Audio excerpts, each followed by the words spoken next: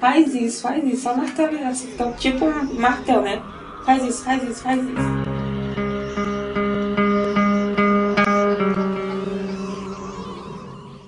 É uma cidade nova, com pouco tempo de formada a nossa capital, então tem situações que são um pouco diferentes das outras cidades. Apesar de que eu tenho visto que na questão do suicídio os fatores são sempre os mesmos, né? O nome do meu irmão era Maxwell Silva Brito. Ele tinha 14 anos quando ele cometeu o suicídio. Da primeira vez que eu tentei que eu resolvi beber veneno, foi assim, porque praticamente eu vivia a minha vida presa. E são os dois extremos, né? Onde mais acontece suicídio, são os dois extremos, como chamam os estratos sociais, são os mais ricos e os mais pobres. São as duas categorias que mais se suicidam, né? Exatamente esse processo de desagregação que houve dos valores familiares, principalmente, e esse esvaziamento também dessa busca existencial por um sentido de vida, muitas vezes é preenchido exatamente por algo que vem de fora.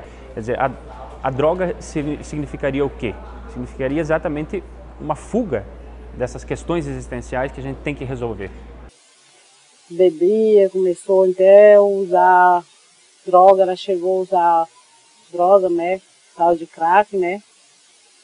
Foi isso que esse homem que fez ela cair nessa tentação toda, que disse que ela amava ele tanto, né, que chegou à conclusão de fazer uma coisa dessa, né. Ela grávida de 2 meses. A droga é um fenômeno que eu acho que agora no mundo contemporâneo é absolutamente central, né, para a gente entender um pouco também esse processo de esvaziamento existencial e essa fuga em direção a alguma coisa fora do próprio ser humano que prometa, digamos assim, ou que parece prometer uma certa realização possível, né?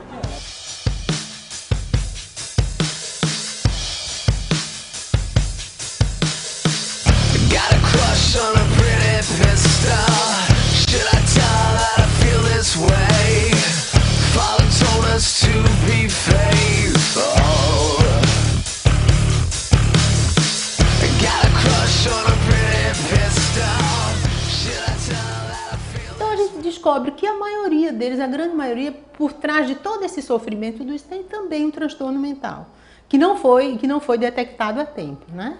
Então essa questão desse sofrimento que as pessoas têm, muitas vezes é uma depressão. O suicídio está muito ligado a sofrimento infantil, às pessoas que perderam familiares na infância, principalmente os pais, né, os cuidadores, as crianças que foram violentadas, que sofreram violência. Então está muito ligado a isso. Você tem que pesquisar, que analisar, que conversar para descobrir até onde, qual é o sofrimento dele. Coisa que eu nunca tive, acho que a pessoa que nunca teve a fé de mãe deve levar o pensamento sempre vai à tona, né? Que ela deu amor para os outros, não para mim, porque ela casou com outra pessoa, sabe, meu pai casou com outra pessoa e não quis os filhos dela, então ela abandonou a gente por causa de homem, a coisa que eu não faço pelos meus filhos. A estrutura familiar é a base da formação da pessoa, da personalidade, né? Tudo isso está ligado. E essas pessoas que sofreram na infância, elas trazem muito isso. Então, só uma terapia, um acompanhamento, um apoio é que vai ajudá-los, né? E muitas vezes os familiares, as pessoas que convivem com ele, não conseguem perceber isso. Como um profissional que já está mais treinado, já consegue ver com mais clareza essas dificuldades. Logo ela teve filho muito cedo, né? Ela teve filho com 12 anos, aí já passou a juventude e já estragou, né? E aí ficou sem juventude, arrumava um marido, aí separou, aí fez uns meninos, separou, e sempre mais eu. O tempo todo, os filhos, tudo nasceu comigo, junto, sabe? Sempre comigo. Nós nunca se separemos, assim. Separemos agora, né? Porque depois aconteceu isso, né? Os nossos pais eles eram divorciados desde quando a gente era pequeno, né? A gente só morava com o nosso pai. E o relacionamento também não era assim dos melhores, não. Se os iluministas diziam que o homem tem que deixar a minoridade e tem que se usar da maioridade da razão, nós parece que hoje estamos sofrendo um processo de reversão. Ou seja, cada vez mais pessoas se propõem a ser guiadas, precisam de coisas para ser guiadas, né? De certa forma, há um claro esvaziamento dessa questão de autonomia, né? Na medida em que as pessoas se propõem explicitamente a buscar ajuda fora delas, né? A serem guiadas, né? E no que se refere a esses padrões estéticos, que são praticamente um imperativo do consumo, enfim, um imperativo absoluto de nosso tempo, isso se torna mais explícito, né?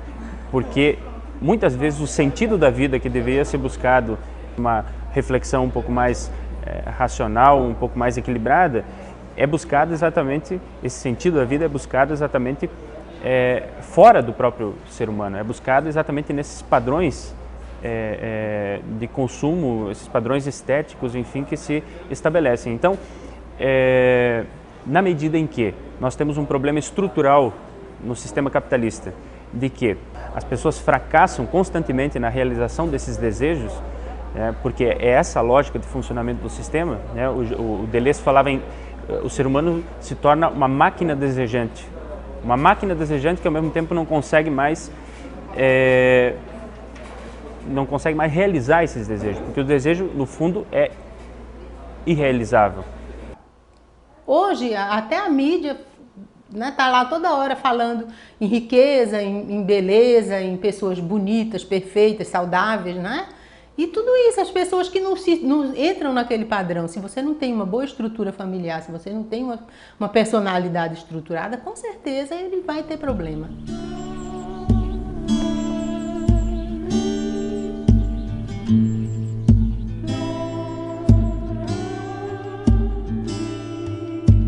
Gather up the lost and souls in your arms. O suicídio ainda de certa forma, é um tabu.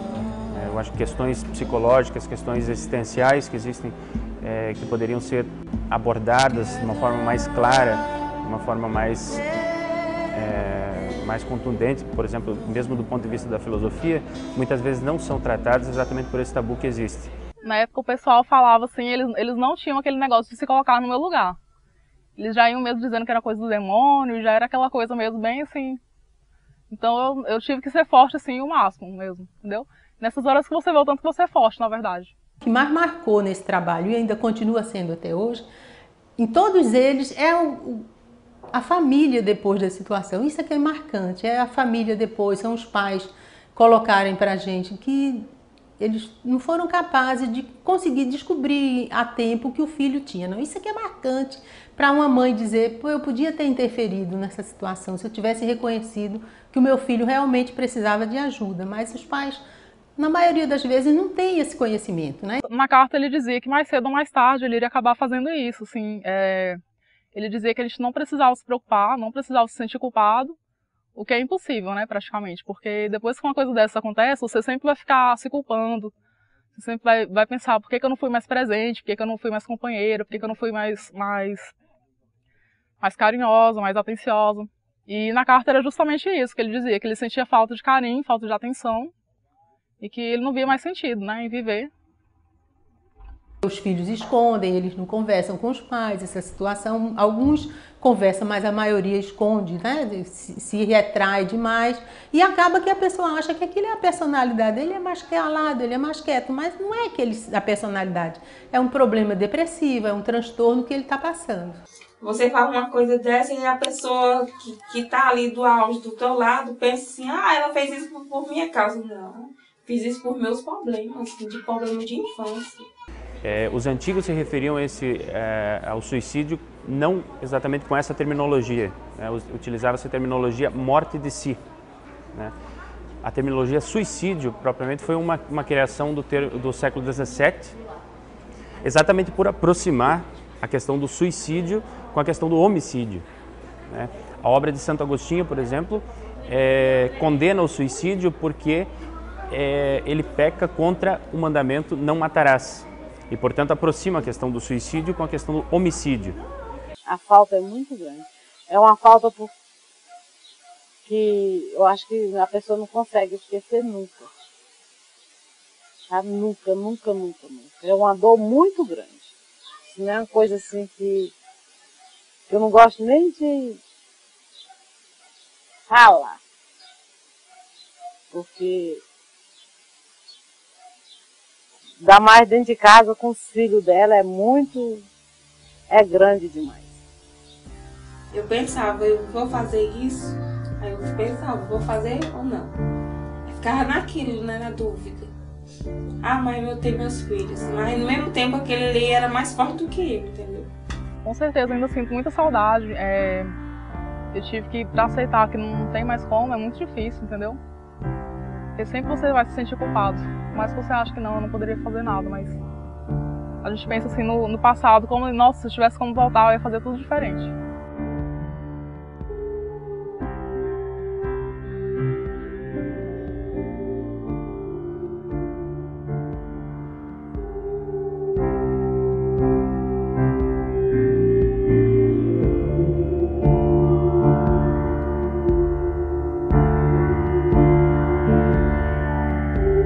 Slide on hand,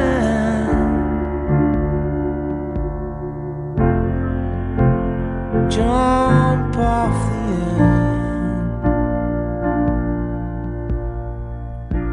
into a cliff.